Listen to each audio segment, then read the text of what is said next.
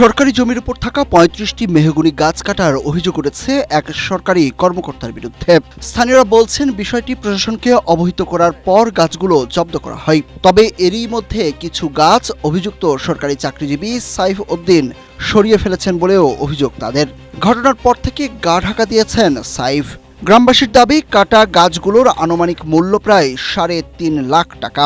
জানা গেছে, সাইফ উদ্দিন নড়াইল সদর উপজেলার ভদ্রবিলা ইউনিয়নের দিঘালিয়া এলাকার বাসিন্দা এবং গোপালগঞ্জ জজ কোর্টে মাস্টার রোলে কর্মরত এবং তার স্ত্রী Mousumi Begum Narail chief judicial magistrate আদালতে জুডিশিয়াল পেশকার পদে কর্মরত আছেন।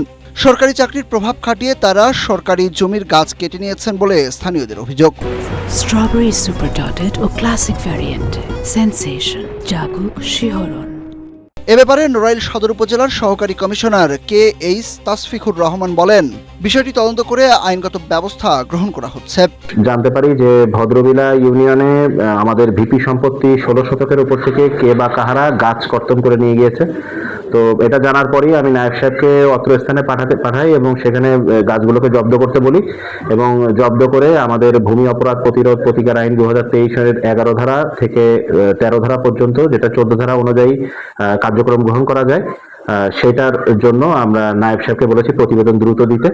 আর এই ব্যাপারে এই ধরনের কর্মকাণ্ড আসলে কখনোই কাম্য নয়। এটাও জানতে পেরেছি যে এবার যারা গাছটা কেটেছে তারা হচ্ছে আমাদের ভিপি সম্পত্তির লিজ গ্রহীতা। তো সে যে কাজটা করছে এটা অন্যায় তো অবশ্যই, জনগণের সম্পত্তি, সে সরকারের পক্ষ থেকে ওটার দখল বজায় রাখছে। তো এতগুলো বৃক্ষ কাটার অধিকার তাকে কেউ দেয়নি। তো আমরা এ ব্যাপারে পদক্ষেপ গ্রহণ করেছি।